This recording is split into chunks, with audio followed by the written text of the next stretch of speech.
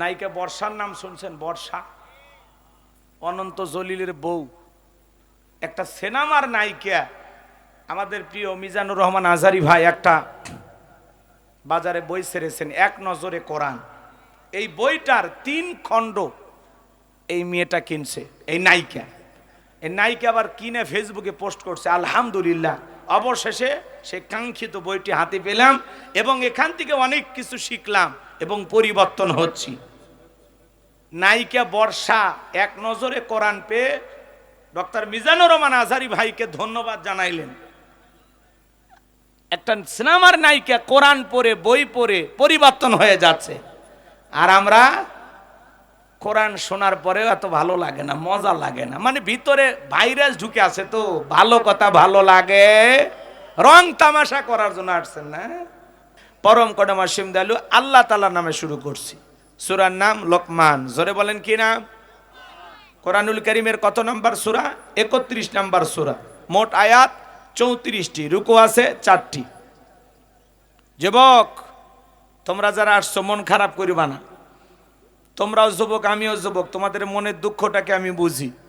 একটু অপেক্ষা করো, তোমাদের জন্য স্পেশাল কিছু আলোচনা মাথার মেমোরিতে সেভ করা আছে, সময় মতো ডাউনলোড দিয়ে শোনায় দেবো ইনশাআল্লাহ। কিন্তু লাফালাফি করলে কিছুই হবে না, কথা কয় না। এমনও যুবক আছে ফজরের আগে ঘুমাই না, সারা রাত কি করে? জিকির করে নাকি কন? তসবিহ জপে। একটু অপেক্ষা করেন, যুবকদের জন্য আলোচনা হবে, বিশেষ করে মা বোনদের জন্য কিছু আলোচনা হওয়া দরকার আছে না নাই? মহিলা মা বোন যারা বসে আছেন, মা আপনাদের জন্য স্পেশাল কিছু আলোচনা হবে ইনশাআল্লাহ। সবার জন্য আলোচনা হবে, একটু অপেক্ষা করেন। আমি কথা বলবো পবিত্র কোরআনুল কারীমের 31 নাম্বার সূরা, সূরা লোকমান থেকে। এই লোকমানে হাকিম কোনো নবী ছিলেন না, রসুল ছিলেন না, ছিলেন একজন জ্ঞানী ব্যক্তি, রাখাল, কৃতদাস। মানুষের বাড়িতে ছাগল চড়াইতেন। চেহারাটা ছিল কালো, অন্তর ছিল ভালো। তার জবানের কথাগুলো আল্লাহ তাআলার কাছে এতটাই পছন্দ হলো যে আল্লাহ রাব্বুল আলামিন তার কথাগুলোকে কোট করে কোরআনুল কারীমের ভিতরে তার নামে একটি সূরা নাজিল করলো। বলুন আল্লাহু আকবার। আপনারা কি আদর্শ বাবা হতে চান? আওয়াজ দেন। আদর্শ বাবা হতে চান? কথা কয় না। আমি করব আওয়াজ, আপনারা দেবেন আওয়াজ, জবাব দিবেন ঠিক ঠিক, আলোচনা হবে কমপ্লিট। শ্রোতাদের স্পিরিটে বারে বক্তার হিট, আলোচনা হবে জায়গা মতো ফিট। আগে বলতাম কিছু আজ প্যান্ডেলে, কিছু আজ অ্যাঙ্গেল, এখন আর অ্যাঙ্গেলে না, যা বলবো সব ডাইরেক্ট। অ্যাঙ্গেলে বলার দিন শেষ, ডাইরেক্ট বলার বাংলাদেশ। কথা বলেন ঠিক কে না? কিন্তু আপনাদের আওয়াজ তো মনে হচ্ছে না বগুড়া, মনে হচ্ছে আমি সেই বর্ডার এলাকায় আছি, ভয়ে মানুষ কথা করছে। এরকম কি মনে হচ্ছে? কয়েকদিন আগে গেছিলাম, হাতিবান্ধা আছে না, লালমনিরহাটের হাতিবান্ধা, একবারে বর্ডার এলাকা। ওখান থেকে একেবারে ইন্ডিয়ার কাঁটাতারে বেড়া দেখা যাচ্ছে পাশাপাশি। সেখানে মানুষ কথা কবার চায় না। খুব চেষ্টা করলাম, অনেক কাতুকুতু দিলাম, গুতাইলাম, কথা কয় না। তো মনে রাখবেন, বক্তার ওয়াজের মোশান যদি তুলতে চান তাহলে শ্রোতার একটু আওয়াজ দেওয়া লাগবে। আর আপনারা যদি ঝিমান, আমি আরো আগে ঝিমাবো, কারণ আমার প্রতি রাত জাগা। কথা বোঝেন নাই? আপনাদের আওয়াজে বুঝান লাগবে যে হুজুর এটা ঘুমানোর খাট না, এটা ওয়াজ করার মাঠ। কিন্তু আপনারা যদি ঝিমান, হবি না। আমি চেষ্টা করলেও হবে না, আপনাদের সাপোর্ট দরকার। কথা কন না কে ভাই? আজকে না হয় বিনা পয়সায় মিছিল করবেন, অন্যদিন নাই নেতার মিছিল করে কিছু খাই নিনে। আজকে একটু বিনা পয়সায় মিছিল করেন, রাগ করতেছেন? তাহলে প্রত্যেকটা কথার একটু জবাব দিয়ে আমাকে সহযোগিতা করতেন। যুবক, তোমরা 20-30 জন যুবক রেডি হও, এক জায়গায় বসে রেডি হও। এ পোলাপা, কে একটু আওয়াজ দিতে পারবে না সোনা? একটু আওয়াজ দেবেন, পারবেন তো ইনশাল্লাহ? হ্যাঁ, এই ভাতিজাগুলো খুবই ভালো, চেয়ারের মধ্যে মাশাআল্লাহ, দেখে বোঝা যাচ্ছে তোর মা বাবা ভালো। বাপ রে বাপ, খুব সুন্দর বাচ্চাগুলো। লিল্লাহে তাকবীর। তাহলে আমার প্রশ্ন, আপনারা কি আদর্শ বাবা হতে চান? সন্তানকে আদর্শ সন্তান হিসেবে গড়ে তুলতে চান? তাহলে আদর্শ বাবা হবেন কিভাবে, আর সন্তানকে কিভাবে আদর্শ সন্তান হিসেবে গড়ে তুলবেন, আজকের আলোচনার মাধ্যমে আপনাকে সামান্য হলেও বোঝানোর চেষ্টা করা হবে ইনশাআল্লাহ। মনে রাখবেন, গরুর পেট থেকে জন্ম নিলে ওটা গরুর বাচ্চা, ছাগলের পেট থেকে জন্ম নিলে ওটা ছাগলের বাচ্চা, হাতির পেট থেকে জন্ম নিলে ওটা হাতির বাচ্চা। কিন্তু মানুষের পেট থেকে জন্ম নিলে ওটা মানুষের বাচ্চা হয় না, ওকে মানুষের মতো মানুষ হিসেবে গড়ে তোলা লাগে। কথা বলেন ঠিক না? ভালো করে বুঝবেন। সম্মানিত ভাইরা আমার, আমার আল্লাহ রাব্বুল আলামিন জানিয়ে দিলেন, ওয়ালাকাদ আতাইনা লুকমানাল হিকমাতা আনিশকুরু লিল্লাহ ওয়া মান ইয়াশকুরু ফাইন্নামা ইয়াশকুরু লিনাফসিহি ওয়া মান কাফারা ফাইন্নাল্লাহা গনিয়্যুন হামিদ।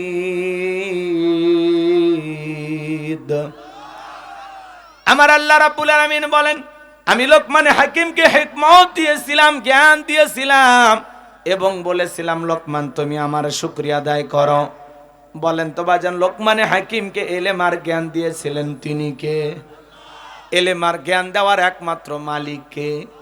আমার আল্লাহ রাব্বুল আলামিন বলেন, ওয়ালাকাদ আতাইনা দাউদা সুলাইমানা ইলমা। আমার আল্লাহ ডেকে বলেন, আমি পয়গাম্বার দাউদ এবং সুলাইমানকে ইলম দিয়েছিলাম, জ্ঞান দিয়েছিলাম। বলেন তো নবীদেরকে ইলম আর জ্ঞান দিয়েছেন তিনি কে? আল্লাহ নবী দাউদ আলাইহিস সালাম সুমধুর কণ্ঠে যখন জাবুর কিতাব তেলাওয়াত করতেন, পয়গাম্বারের তেলাওয়াত শোনার জন্য সমুদ্রের মাছগুলো পর্যন্ত কিনারায় ভিড় জমায়া দিতে, বলুন সুবহানাল্লাহ। সেই দাউদ আলাইহিস সালাম জীবনের শেষ সময় গিয়ে আল্লাহ তাআলাকে ডেকে বলেন, আল্লাহ আমার জানতে বড় মনে ইচ্ছা হয় আমার পরবর্তীতে আপনি বাদশাহী দান করবেন। আমার আল্লাহ ডেকে বলে, পয়গাম্বার তোমার পরবর্তীতে আমি তাকে বাদশাহী দান করব।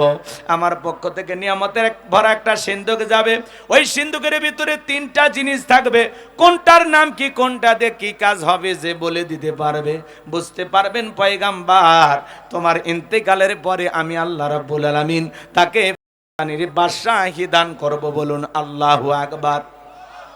আল্লাহ নবী দাউদ আলাইহিস সালাম এই কথা শোনার পরে হাজার হাজার মানুষগুলোকে একত্রিত করে ডেকে বলেন, ও দেশের জনগণ শোনো দিয়ামন, আল্লাহর পক্ষ থেকে নিয়ামতে ভরা একটা সিন্ধুক আসবে, ওই সিন্ধুকের ভিতরে তিনটা জিনিস থাকবে, কোনটার নাম কি, কোনটা দিয়ে কি কাজ হয়, তোমরা কি কেউ বলে দিতে পারবা?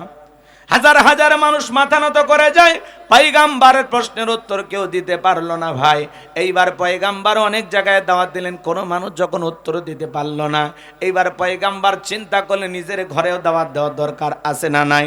আল্লাহ নবী দাউদ আলাইহিস সালাম তখন তার ছেলে মেয়েদেরকে একত্রিত করে তাদের সামনে যখন দাওয়াত দিতে লাগলেন, বাজান আল্লাহ নবী দাউদ আলাইহিস সালাম ছেলে মেয়ের সংখ্যা ছিল 40 জন। জোরে কোন মারহাবা। কয়জন? আর আমাদের স্লোগান সন্তান দুইটার বেশি নয়, একটা হইলে ভালো হয়। আর আমার স্লোগান না হইলে আরো ভালো হয়, খালি টোনা আর টুনি। কথা কন, মরে গেলে কান্দারও কেউ নাই, বেঁচে থাকতে কেউ ডিস্টার্ব করারও নাই, আছে না নাই? এটা মুসলমানের স্লোগান না, এটা তামাম পৃথিবীর ইহুদি খ্রিস্টানেরা কৌশল করে মুসলমানের মাথার মধ্যে এই ভাইরাস ঢুকে দিয়েছে।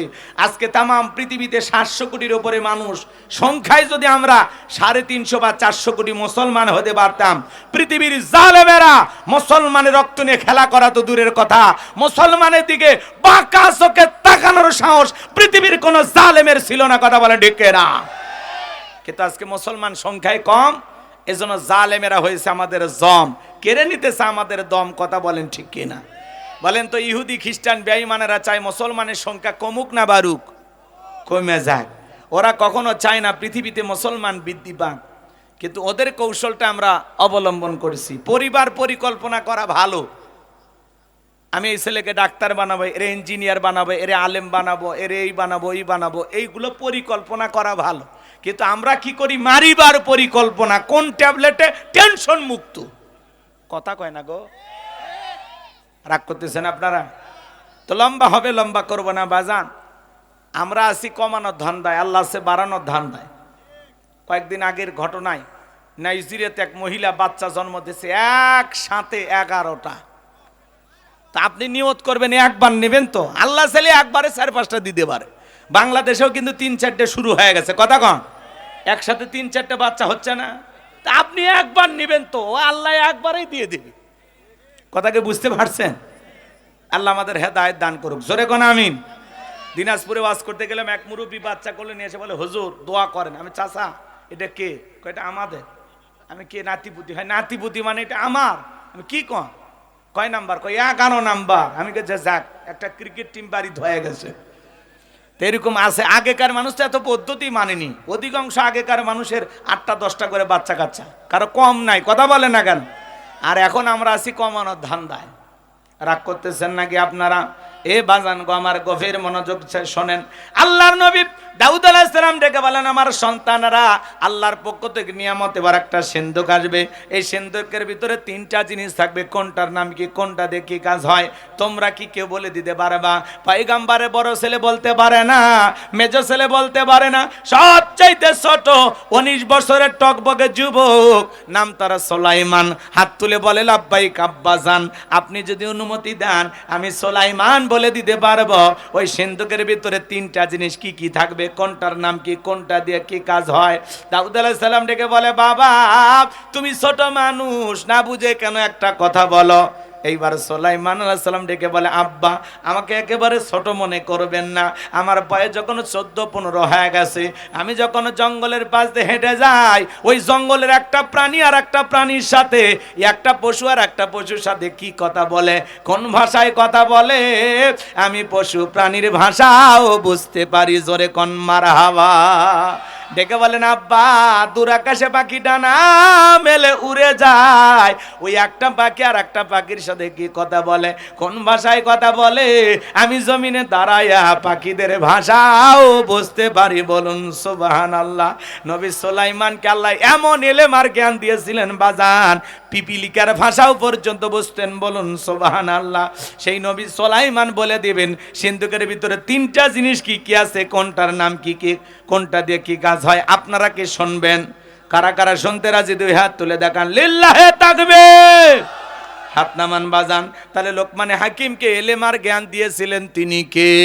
আমার আল্লাহ রাব্বুল আলামিন বলেন, ওয়ালাকাদ আতাইনা লুকমানাল হিকমাতা আনিশকুরু লিল্লাহ ওয়া মান ইয়াশকুর ফাইন্নামা ইয়াশকুরু লিনাফসিহি ওয়া মান কাফারা ফাইন্নাল্লাহা গনিয়্যুন হামিদ।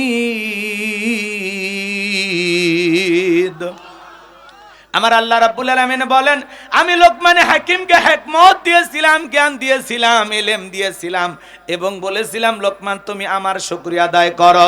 লোকমানে হাকিম আল্লাহর শুকরিয়া আদায় করার কারণে লোকমানে হাকিমের সম্মান মর্যাদা কমেছে না বেড়েছে? পুরো পৃথিবীর সামনে আল্লাহ তাআলা লোকমানে হাকিমকে স্মরণীয় করে রেখে দিয়েছেন। কথা বলেন ঠিক কিনা? এজন্য আল্লাহ বলেন, যারা শুকরিয়া আদায় করে সেটা নিজের জন্য আদায় করে, আর যারা শুকরিয়া আদায় করে না তাদের জেনে রাখা উচিত আমি আল্লাহ রাব্বুল আলামিন অমুখাপেক্ষী, আমি আল্লাহ নিজেই প্রশংসিত। বলুন সুবহানাল্লাহ।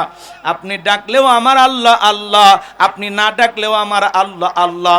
তামাম পৃথিবীর মানুষগুলো যদি একত্রিত হয়ে আল্লাহকে আল্লাহ বলে ডাক দেয়, আমার আল্লাহর সম্মান মর্যাদা বাড়ে না। আবার তামাম পৃথিবীর মানুষ যদি একত্রিত হয়ে আল্লাহকে আল্লাহ বলে না ডাক দেয়, আমার আল্লাহর সম্মান মর্যাদা কমে না। আপনি ডাকলেও আমার আল্লাহ আল্লাহ, না ডাকলেও আমার আল্লাহ আল্লাহ। 5 বছর পরে ভোট দিয়ে নির্বাচন করে আল্লাহ হয় না। কথা বলেন ঠিক কিনা? তাহলে আল্লাহর শুকরিয়া আদায় করলে কার লাভ? আবার কথা কয় না। আরে ভাই নিজের লাভ বলেন, কার লাভ? আল্লাহর লাভ। আর যদি আল্লাহর শুকরিয়া আদায় না করেন কার লস? আমাদের লস, নিজেদের লস। লাভ ক্ষতি যা সব বান্দা। শুকরিয়া আদায় করলে আমাদের নিজেদের লাভ, শুকরিয়া আদায় না করলে আমাদের নিজেদের লস।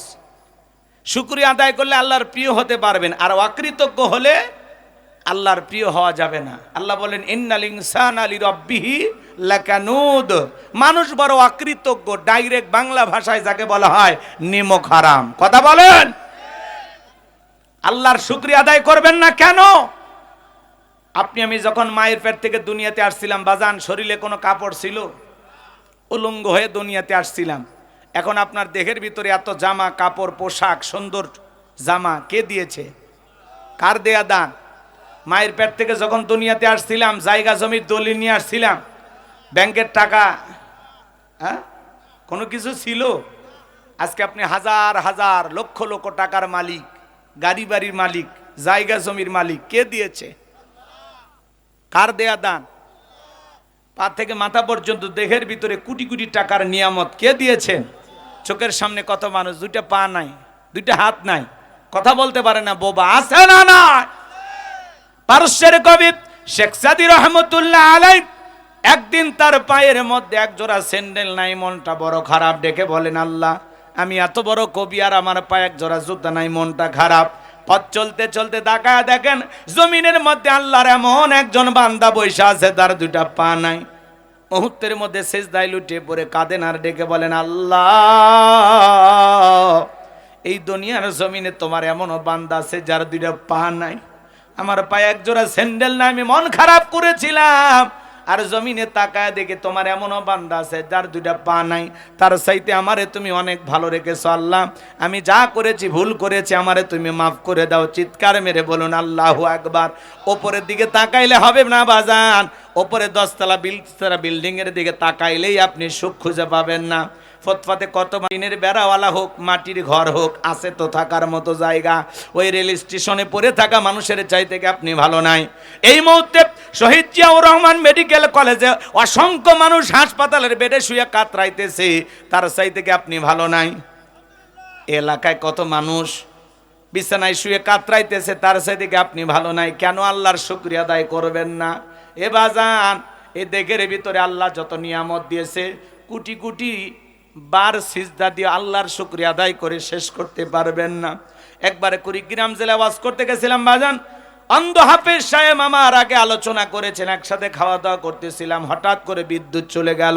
আমি বললাম ভাই তাড়াতাড়ি আলোর ব্যবস্থা করে দেন। এইবার অন্ধ হাফেজ সাহেব আমার হাতটা ধরে বলে, হুজুর আজ 52 বছর হয়ে গেল আমার চোখের মধ্যে কোনো আলো নাই। ও হুজুর, যে মা আমারে জন্ম দিয়েছে মাটা দেখতে কেমন আমি জানি না, আমার বাবা দেখতে কেমন আমি জানি না। ও হুজুর, বড় হওয়ার পরে পিতামাতা বিবাহের ব্যবস্থা করেছেন, স্ত্রী দেখতে কেমন আমি জানি না। আল্লাহ অনেকগুলো ছেলে মেয়ে দিয়েছে, ছেলেগুলোর চেহারা কেমন জানি না, মেয়েগুলোর চেহারা কেমন জানি না। আল্লাহ আমার যে সৃষ্টি করতে হুজুর, আমি দেখতে ফর্সা না কালা আমি জানি না, আসমান দেখতে কেমন জানি না, জমিনটা দেখতে কেমন জানি না। আল্লাহ পৃথিবীর জমিনে চোখের আলো দেয় নাই, আমি মন খারাপ করি নাই হুজুর। যেদিন আল্লাহ তাআলা আমার চোখের আলো ফেরায় দিবে কিয়ামতের ময়দানে, সেই দিন চোখের আলো পাইয়া আমি যেন সর্বপ্রথম আমার 2 চোখ দিয়া আমার মালিক আল্লাহকে দেখতে পাই। বলুন আল্লাহু আকবার। একটা অন্ধ ব্যক্তি জানে বাজান গো আমার 2টা চোখের দাম কত। একটা অন্ধ ব্যক্তির সান্ত্বনাটা, ধৈর্যটা কেমন দেখেছেন। আজকে চোখ আছে, কোরআন পড়তে পারি না, অন্ধ মানুষ কোরআনের হাফেজ, কথা বলেন ঠিক কিনা? আমার ভাইয়েরা, কেন আল্লাহর শুকরিয়া আদায় করবেন না? কেন আল্লাহর শুকরিয়া আদায় করবেন না? আপনার ছোটখাটো একটা দোকান আছে সাতগ্রাম অথবা বগুড়া শহরে, আলহামদুলিল্লাহ। আপনি প্রবাসী, মালয়েশিয়া সৌদি আরব প্রবাসী, আলহামদুলিল্লাহ। আপনি রিক্সা চালান, ভ্যান চালান, আলহামদুলিল্লাহ। নিজের অবস্থানে থেকে শুকরিয়া আদায় করবেন। আল্লাহ যতটুকু দিয়েছেন ততটুকুর উপরে সন্তুষ্ট থাকার দরকার আছে না? না, আমার যা আছে যতটুকু আছে ততটুকু পেয়ে আলহামদুলিল্লাহ। সুখে থাকি আর দুঃখে থাকি আলহামদুলিল্লাহ, খেয়ে থাকি আর না খেয়ে থাকি আলহামদুলিল্লাহ। আর যদি জিজ্ঞাসা করে ভাই কেমন আছেন, ভাই গরিবের থাকা না থাকা বেশি আছে কোনো মতে, এই দিনকাল যাচ্ছে হুজুর আলহামদুলিল্লাহ। সাতমাথা বনানী মাটির ডালি সাপগ্রাম গাবতুলি সেরেকান্তি সোনাতলা শেরপুর আদমদিঘি দোপসাসিয়া কাহালু নন্দীগ্রাম ঘুরে আসে আলহামদুলিল্লাহ। এ কথা কন নাকি আপনার? আপনাকে যখন প্রশ্ন করা হচ্ছে, কেউ জিজ্ঞাসা করতেছে ভাই কেমন আছেন, প্রথম কথা আলহামদুলিল্লাহ। যত সমস্যাই থাক আগে প্রথম যেন জবান থেকে বের হয় আলহামদুলিল্লাহ। সমস্যা দিয়েছেন তিনি, সমাধানও করবেন। আর আপনি খালি বেকাতেরা হয়ে যান, মানে কেমন আছেন, গরিবের থাকা হুজুর, আমাদের দিন যাচ্ছে ঠেলে ঠুলে। এরকম করি কিনা আমরা? আমার কথা কি শুনে খারাপ লাগতেছে? আমাদের ভিতরে আচরণগুলো আছে না নয়? ভাই যে অবস্থায় থাকি আলহামদুলিল্লাহ। সুখে থাকি, দুঃখে থাকি, খেয়ে থাকি, না খেয়ে থাকি, টেনশনে থাকি, আর যে অবস্থায় থাকি, প্রথম কথা আলহামদুলিল্লাহ। আপনারা সবাই কেমন আছেন? আলহামদুলিল্লাহ। আগামী কালকে কি বগুড়া শহরে দেখা হতে পারে? ইনশাআল্লাহ বলতে হয়। অনেকে আলহামদুলিল্লাহ কয়ে ফেলে দিছে, আছে না? এক মুরব্বী চাচা পেশাবখানা যা দোয়া পড়তেছে, বিসমিল্লাহি ওয়ালা বারাকাতিল্লাহ। আমি চাচাই তো খানা খাওয়ার দোয়া। হুজুর কোন দোয়া কোন জায়গায় পড়লাম, আমার মাথা কাজ করে না। আপনার শাশুড়ি মারা গেছে, আলহামদুলিল্লাহ। আপনার স্ত্রী গর্ভবতী ছিল, সন্তান জন্ম দিয়েছে, কয় ইন্না লিল্লাহি ওয়া ইন্না ইলাইহি রাজিউন। আছে না নাই? এক বেচারা সারাদিন 5 ওয়াক্ত নামাজ পড়ে আল্লাহর কাছে বলে, আল্লাহ রব্বি হাবলি মিনাস সালিহিন, রব্বি হাবলি মিনাস সালিহিন। এক যুবক চালাক, ওই চিন্তা করছে এই দোয়ার মানে কি? প্রতিদিন হুজুর মুনাজাতে এই দোয়া করে, দোয়ার মানেটা কি? এক আলেমকে জিজ্ঞাসা করছে, হুজুর এই দোয়ার মানে কি? বলতেছে এই দোয়ার মানে হলো, আল্লাহ আমাকে একটা নেককার সন্তান দাও, সৎ পুত্র দান করো। কথা বোঝেন না? তো এইবার এসে বলতেছে চাচা মিয়া বাচ্চা কাচ্চা কয়টি আর ওজন। তারপরে আপনি প্রত্যেক দিন আল্লাহর কাছে দোয়া করেন, আল্লাহ আমার একটা নেককার সন্তান দাও। কই না বাবা, এরকম দোয়া করি না। দোয়া করি না মানে আপনি বলেন না রব্বি হাবলি মিনাস সালিহিন? বলে হ্যাঁ বলি তো। কই এই দোয়ার মানে তো এই? কচ্ছে বাবা এই দোয়ার মানে যে এই, এটা যদি বুঝতাম তাহলে আরো 11 বছর আগে দোয়া করা বন্ধ করে দিতাম। কথা বোঝেন নাই? অনেকে দোয়া করে কিন্তু দোয়ার অর্থই জানে না। এরকম মুসলমান আছে না নয়?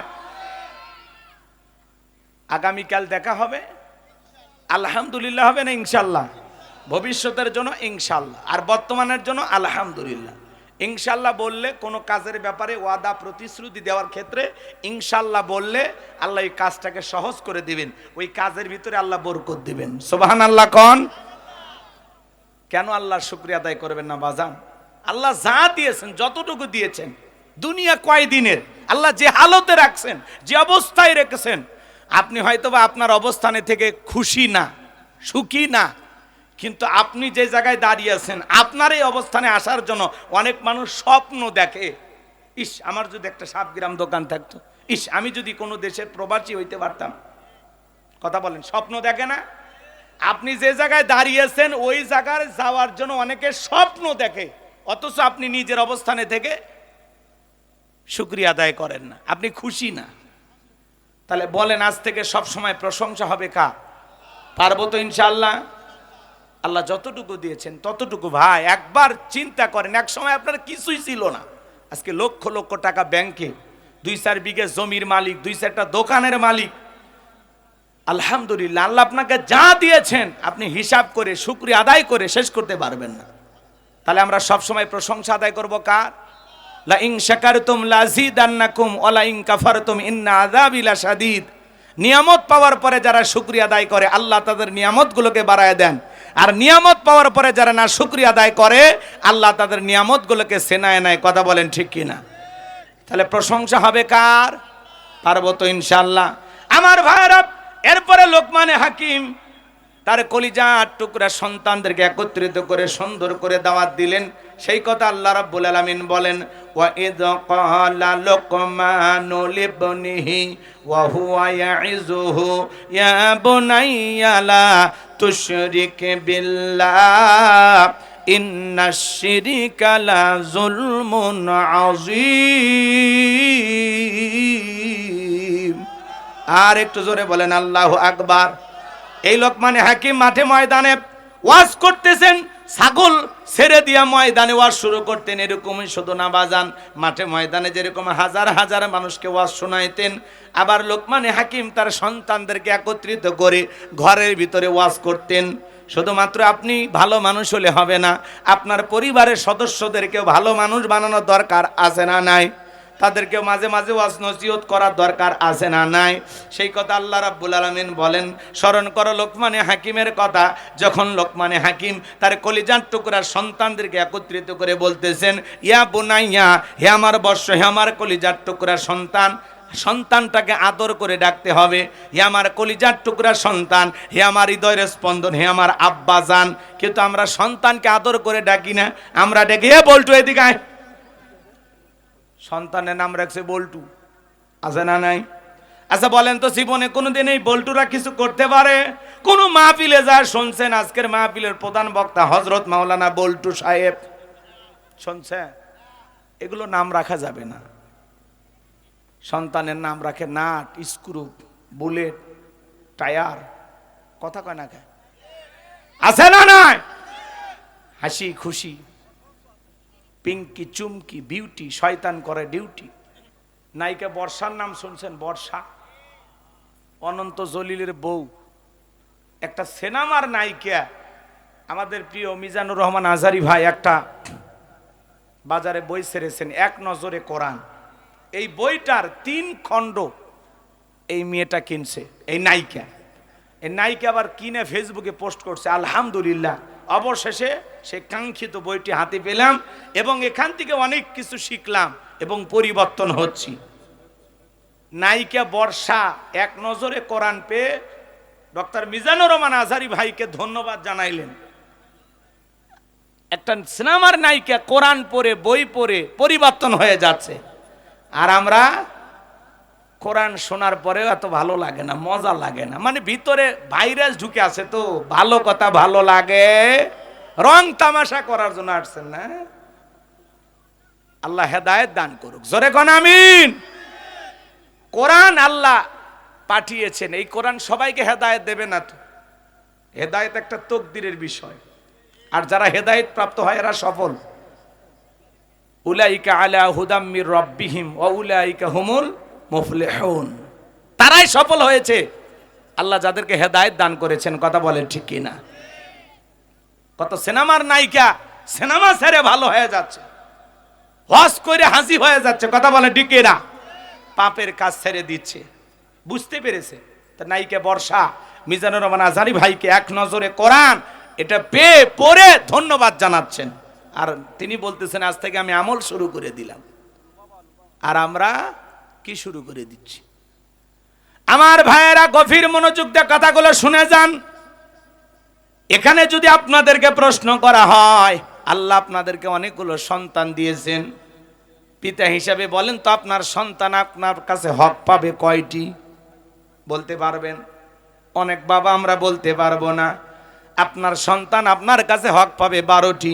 এই কথাগুলো বলতে গেলেও তো 2-1 ঘন্টার সময় লাগবে, ওইদিকে যাওয়ার তো সুযোগ নাই।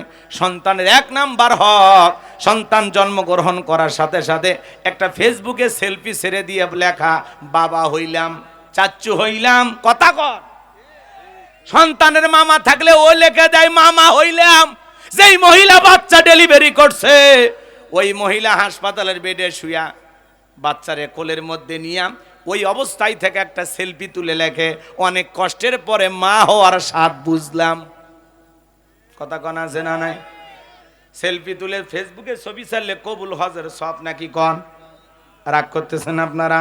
সন্তান জন্মগ্রহণ করার সাথে সাথে 1 নম্বরে দায়িত্ব, ছেলে হোক আর মেয়ে হোক, তার কানে আজান দেওয়া। কথা বলেন ঠিক কিনা?